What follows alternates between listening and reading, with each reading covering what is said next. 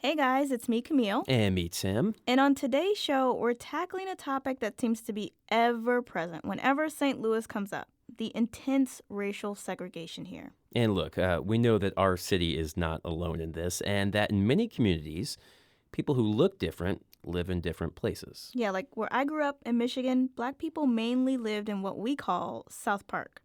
Most white people, they live on the north end. Here in St. Louis, the geographic boundaries are flipped. Black people are concentrated in the northern half of the city, and whites in the southern part of the city. There's mingling around the middle and edges, of course, but not that much. But it wasn't always this way. Certainly not when Christine Schmiz was growing up in the 1950s and 60s. The 66-year-old retired marketing executive spent her childhood in North St. Louis. I'm proud to say I'm from North St. Louis. I am not proud that we were part of the white flight, and that I wish that white people weren't afraid and didn't move. But, of course, many white people did move out of their city neighborhoods, just as black residents began to move into those neighborhoods. And in addition to a host of other things, redlining, restrictive deed covenants, fear-mongering among both governments and the real estate industry, white flight is a big reason St. Louis looks the way it does now. So I'm not proud from that standpoint. But again, underlying that is a sense of racism and classism, right? Because of the way our urban development happened here. On today's episode, we're not focusing so much on the policies that literally mapped out who lives where in the city. We're instead going to get close to the people affected by them. And we're going to do that by telling you Christine's story about the scars of segregation in the city that she loves and her own family's role in that segregation.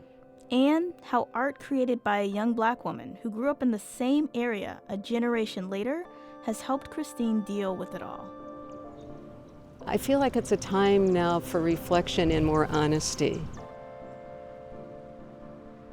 From St. Louis Public Radio and PRX, this is We Live Here, a show for people somewhere on the woke spectrum.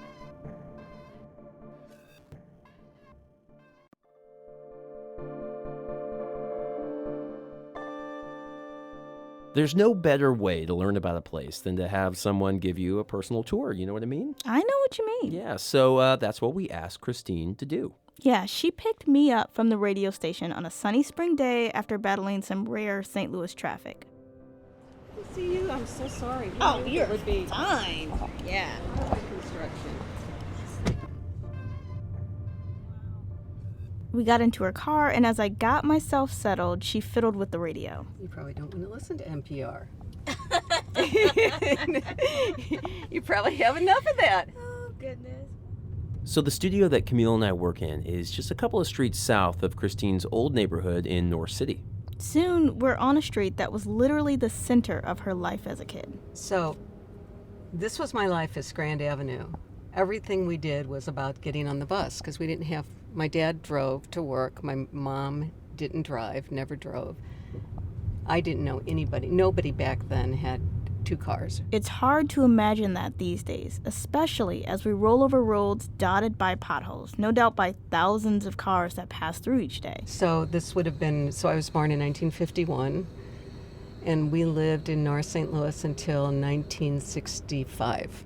The house we lived in was built in 1905, and as I understand it, there was a housing boom after the World's Fair because all of the artisans were busy building for the World's Fair until 1904, right? So then in 1905 they started building. That's when our house was built. Back then, Christine says, anything you needed was in the neighborhood. The grocery store, the pharmacy, the schools, the churches. There were lots of bars and taverns on almost every corner. There was a lot of drinking. Dad's drank and Mom cooked dinner. Kind of is how it boiled too. And for us, we thought like we were the coolest of all because we lived across the street from the baseball stadium. Do you know where the stadium was? Mm-mm. So it was on Grand here, between Sullivan and Dodier, and we lived on Sullivan. So we literally, in our bedroom window at night, the lights from the stadium would shine into our bedroom window. We could hear when there was a home run by the roar of the crowd. We would sneak into the stadium to see the Cardinals practice. Stan the Man Musial, was on the team then. It was the stadium when the Cardinals won the World Series in 1964. And then the stadium moved and went to the downtown location. When Christine was growing up, all the side streets were connected to Grand. But 60 years later, many of them are either one-ways or closed off, so we have to take a windy road to her family's old house. And there was a movie theater here at Grand and Natural Bridge. And that, of course, is Fairgrounds Park. Our childhood growing up was really somewhat magical. It was also pretty much all white. After a few more turns, we make it to Sullivan Street. Christine parks her sedan across from a cream-colored brick house. Now, as I remember this house, it was huge. Obviously, you can see it's not gigantic, but it seems huge, when you're a kid.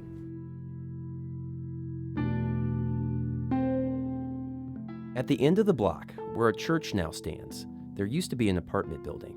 Around the time she was in middle school, Christine says, Black people started moving into the neighborhood. I'm going to back up and say this is just how I remember my childhood. I am not speaking for all white people, all white flight, or any of that.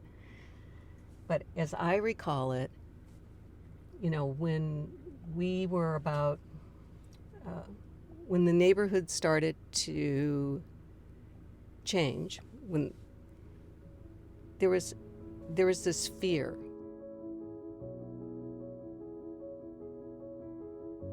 This would have been right around the time the civil rights movement was taking hold across the country, as African Americans were fighting for more social gains. So we were raised during that time in church where the priest would say everybody's equal, color of skin doesn't matter, and that's absolutely what my mom said at home. That's how we were raised and what we were talked about until this whole thing about your property values came in. Suddenly, if Black people moved in, your property values were going to go down. And if you didn't get out right away, the longer you waited, the more your property values dropped. And for my parents, they were the very first people in their family to own a house. And they could only own it because they owned it with my grandmother. My grandmother was a single mom back in the day, right? And worked in sewing factories, and my mom had to stay at home alone with the shades pulled because some days she couldn't go to school because she didn't have enough bread for lunch and she was embarrassed. So it was tough. And then to be able to pool together to buy a house was a big flippin' deal. So they had this house, and the thought of losing your home or losing the value of your home was really frightening.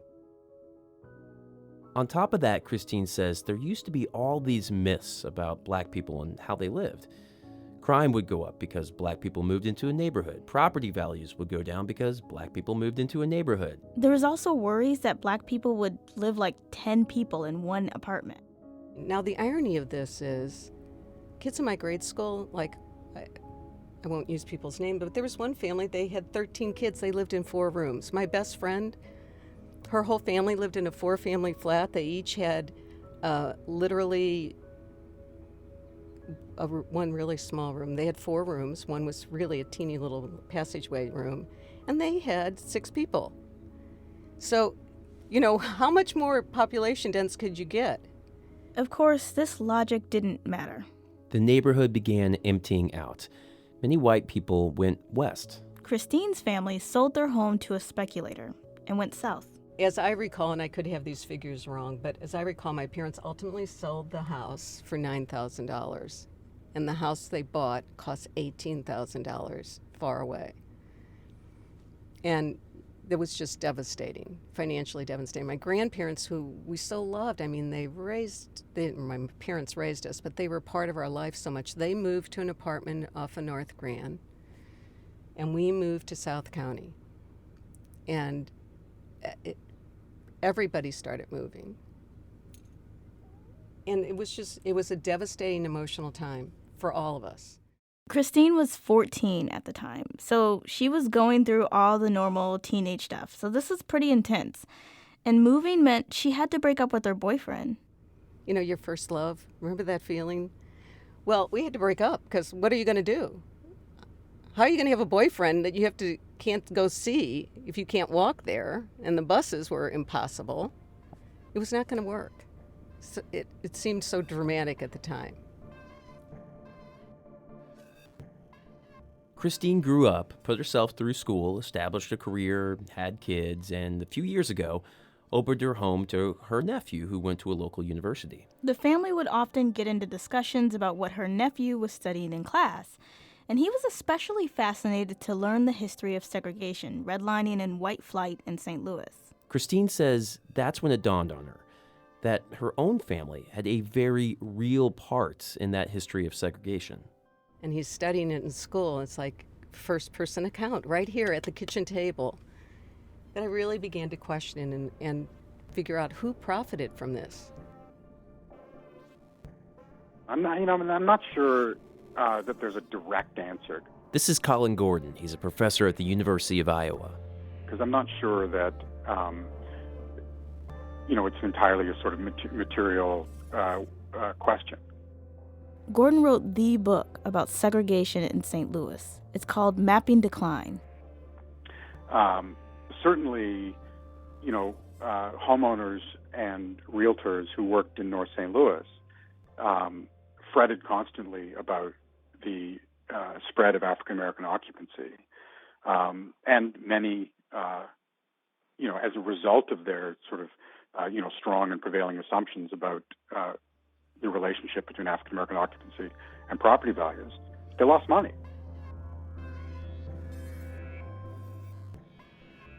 The inability and the unwillingness to consider sort of stably integrated neighborhoods was destructive of property values for a lot of people, not just for African Americans. Colin says, sure, some people made a little money, but it really came down to motive and opportunity.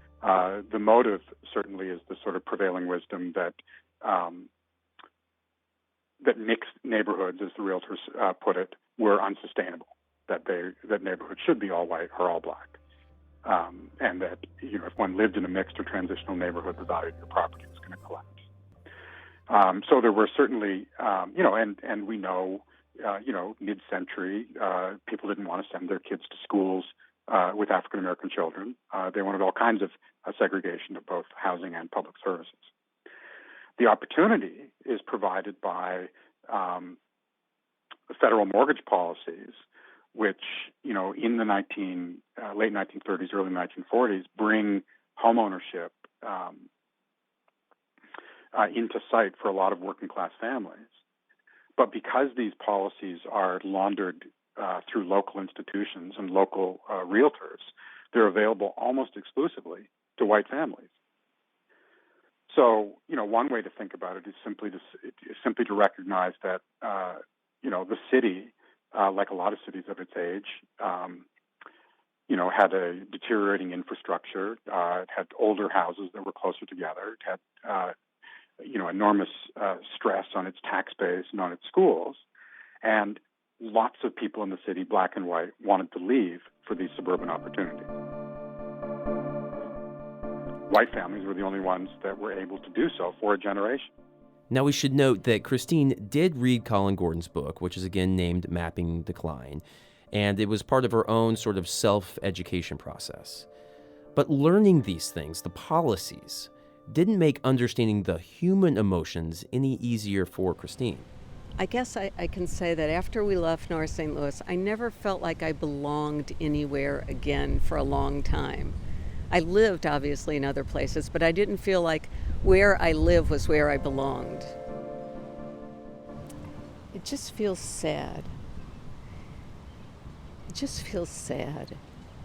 A lot of things changed when we moved. And our family life got tougher. Ultimately, my brother went to Vietnam. My sister married a black man in the 70s and then was a single mom of a biracial child in St. Louis in the 70s. She was a teenager. things just got rough in our life.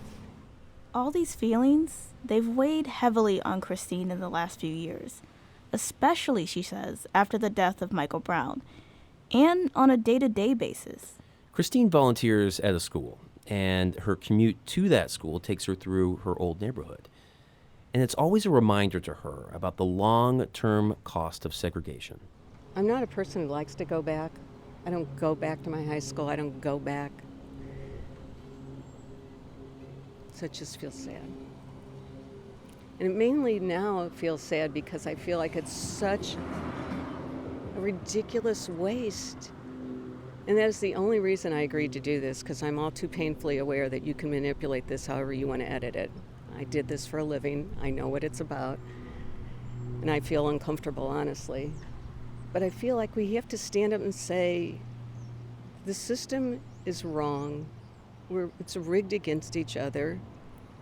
And there is white privilege. That's the irony. I never believed I had white privilege. How would you think you were privileged in the world? You know, I didn't, what could be worse than where we were? My parents and grandparents, they talked of stories of being union organizers, of being on the street, my mom with her mother and being homeless, all this stuff. And I put myself through college while I worked. But yeah, there is a privilege that comes just by the way you look when you walk in a room. And until we all talk about it and acknowledge it and recognize that this isn't somebody who's being deliberately mean or evil, it's just what is, and then stand up and say, it doesn't have to be. It's all artificial. We've let this happen, and we have to say no more. A couple years ago, Christine heard something that gave her some solace. She and her nephew, the same one who was studying the history of segregation in college, went to a local TED Talk. One of the speakers was a young black woman from North St. Louis who wrote a poem about her experiences. And the poet says she felt a sense of loss when she returned to a neighborhood vastly different than what she remembered as a kid. And I remember her reading that poem, and I was thinking, those are my memories too. It was obvious that this poem resonated a lot with Christine. She brought it up in almost every conversation I had with her. But what was this poem? Who wrote it? Christine, she couldn't really remember. So we set out to find out for her. So guess who I met up with yesterday? I don't know. The poet. Did you really? Yes. Oh my gosh. Yeah. I thought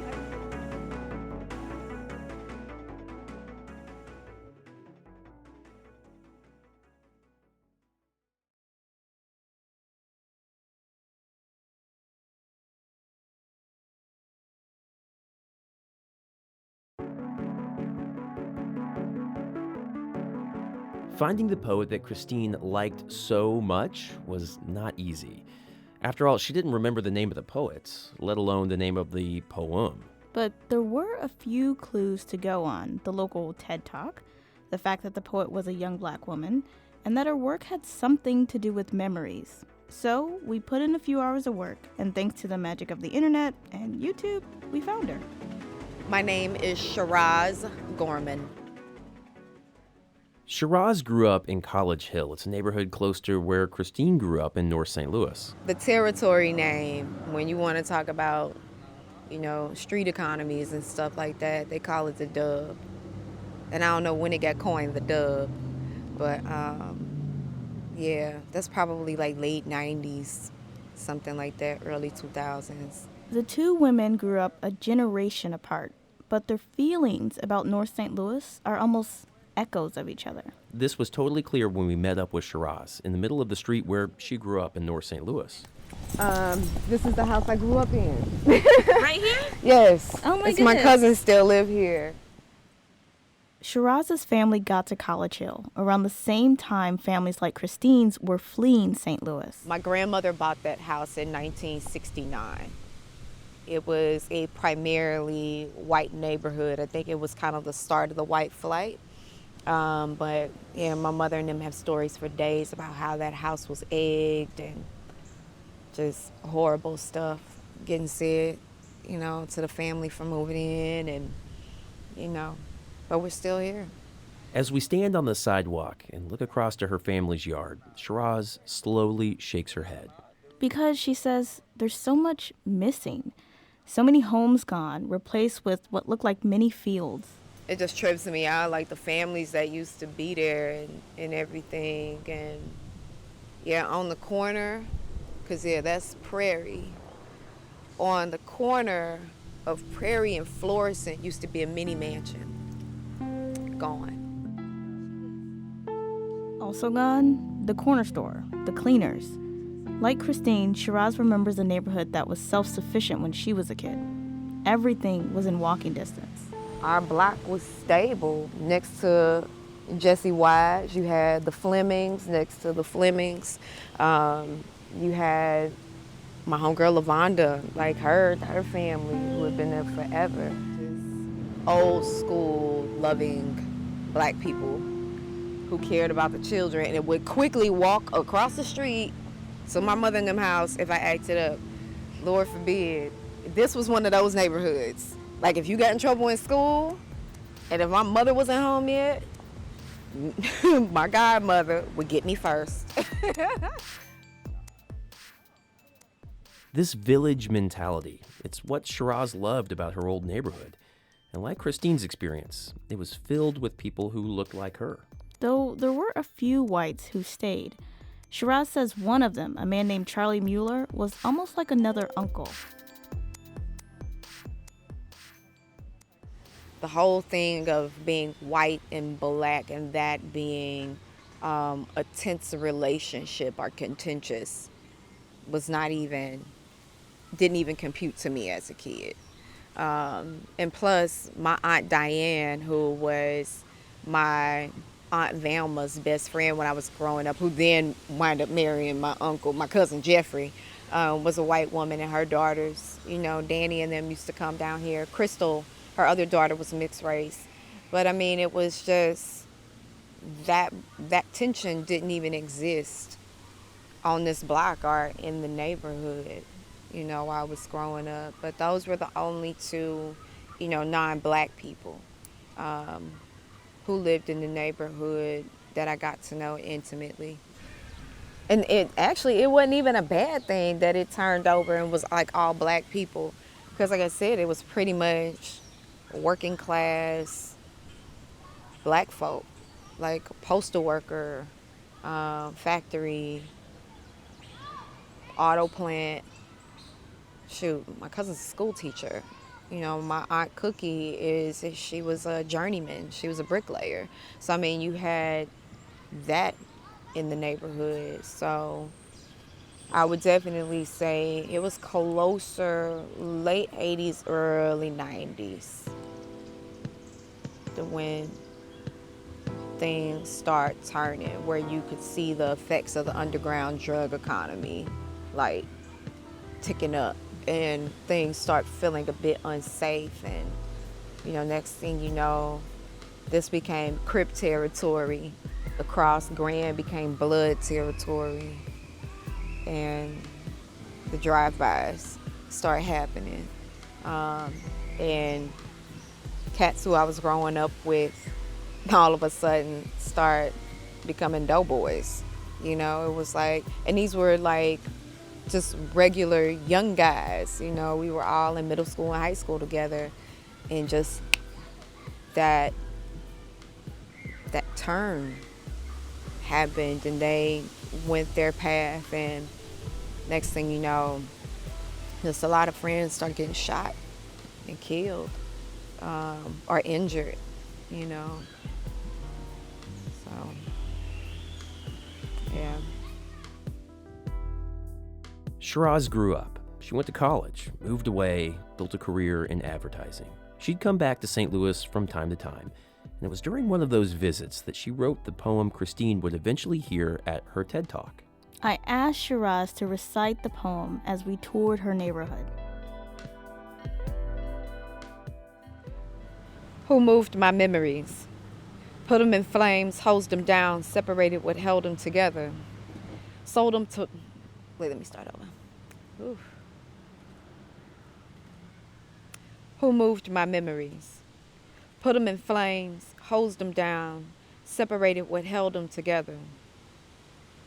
Sold them a one, oh Lord, my apologies. Oh, let me just shake this because it just really like hit me like I'm standing in front of like two places that are gone that meant a lot to me. So it just I almost got choked up. I was just like, okay. Let me shake that off. Whew. Have you read it over here before? Nope, first time ever. It's so funny because I always wanted to do like a reading in my old neighborhood. Like when I worked in advertising, I would fly home and I would like do focus groups on the stairs, just campaigns I was working on and stuff like that. So, yeah, but never in my book. Who moved my memories? Put them in flames, hosed them down, separated what held them together, sold them away to someone willing to pay a premium, buried them underneath my feet, stuffed them somewhere I can't see, made them look like something I don't know. Who knows why folks want to erase things? I see whole neighborhoods blighted by some sort of entity. Had it ever thought to stop and think about how we might feel? Or does it even know we exist? Or maybe it knows and wants to act like we don't. Wrapped us up in some sort of derogatory subhuman ghetto myth. Maybe it's fine with our ghost, lost around this place we once remember, just trying to find home, not attempting to haunt anything. But we can't find what we recall, what feels like yesterday. Those places that made us smile and have our laughter, sorrow, happiness, histories, our histories trapped somewhere in them. Where's this love I'm holding on to? Who moved it and why? Perhaps those government notes that instruct us on who to trust takes precedence over a culture, a history, a people, an ethic, over love and its preservation. Now, should I be mad? Because change is the natural order of things, and it was never promised to be palatable, easy to swallow like the first kiss I remember but can't feel no more. But it was real. Yes, it is real. Home is real. What is missing once was and still is real. Who knows why folks want to act like we are not? Who am I now without these places I remember? Without my memories but in my head, and even that's foggy at times, because there's nothing to show for what I know, because I know what I know, but who else besides me knows it was real, is real, to me and to the people who lived, loved, yes, loved, laughed, worked, rested, watched each other's children cross the street, borrow a cup of sugar, knew family secrets and could tell you when you got old enough to bear the truth, cut your grass because they felt like it. Knew to check on you when the summers had a pinch of hell in it. The people, these people, what happened to the people in this place? Who stopped caring about the people? But I have eyes that see. I see the dividing lines. They aren't imaginary. I see what stands and what goes, what's abandoned and what's adorned, what opens up and what closes down, what gets watered and what we allow to rot.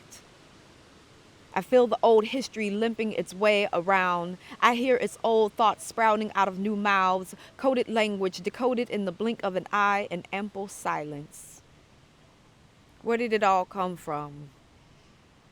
This old ghost with this wrecking ball of a way, let me ask you something, ghost. Why are you laying it all to waste? Don't you know nothing new can replace what has been, because what was priceless. See, I got eyes that see ghosts. They see what once was beautiful being just that, beautiful. Yet I see people trying not to see. And it's all visible if they care to look. So take your blinders off because it's all being seen. See the city, histories torn down, stolen from where they used to stand, sold like we never mattered, like we somehow were never precious enough, with our memories buried somewhere beneath. In a city that appears not to see all histories as equal, tell me if we can't find something that looks like our memories, something that feels like home. How are we to move forward?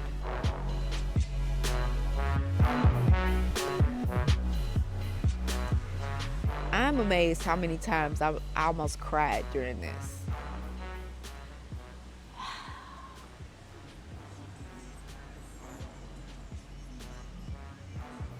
Because it's home. You just can't take people's memories away. You know what I'm saying? There's something really blasphemous about taking away things that are precious to people. And I think people don't realize how precious buildings are and environments are, and the memories that come to mind, and the things that happened, Yeah.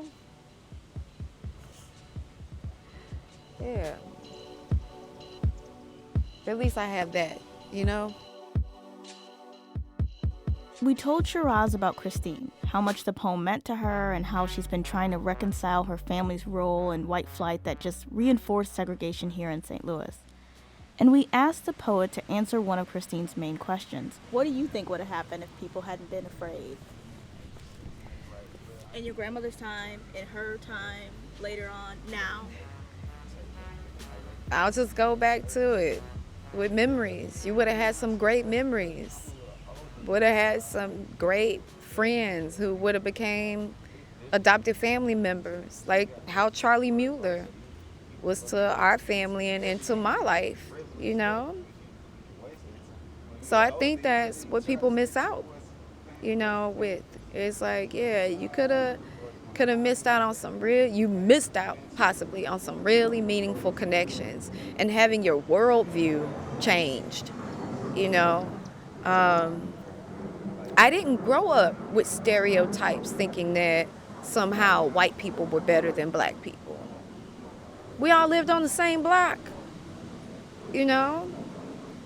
We went to the same church. I went to the Catholic church right up here. Went to Holy Name on Grand and Emily, So it's like, yeah, your worldview would have been changed and challenged and quite possibly, had the possibility to walk in this world a little more whole, and a lot less ignorant of other people, and people's ways of life and behaving, and probably would have been able to humanize each other. Versus allowing the television to dictate, what you believe about folks and how crime-ridden, this area was supposedly, Yeah, it eventually got that way. But I mean, that's what economic disparity and poverty does. That's what redlining does. It allows the space for a certain element. Just didn't get that way. Just didn't start out that way. Yeah, and guess what? There was crime here when there were white people here. You know what I'm saying? It's just like there were drugs here when there were white people here.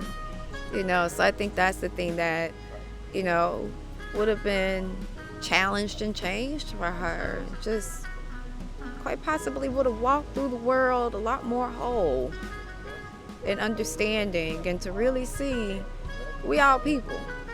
Yeah, we have our cultural differences, of course. But at the end of the day, when you all see each other on a Saturday morning and Sunday morning out planting flowers, cleaning your yard, blasting music, sharing food and everything else, that's what it was. Because at the end of the day, everybody just wanted to be happy.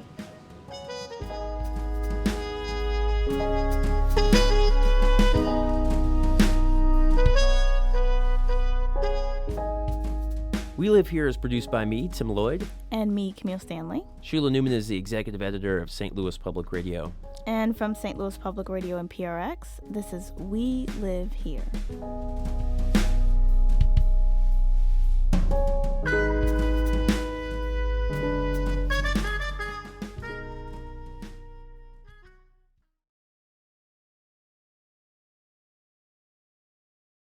Support for this podcast comes from the Corporation for Public Broadcasting.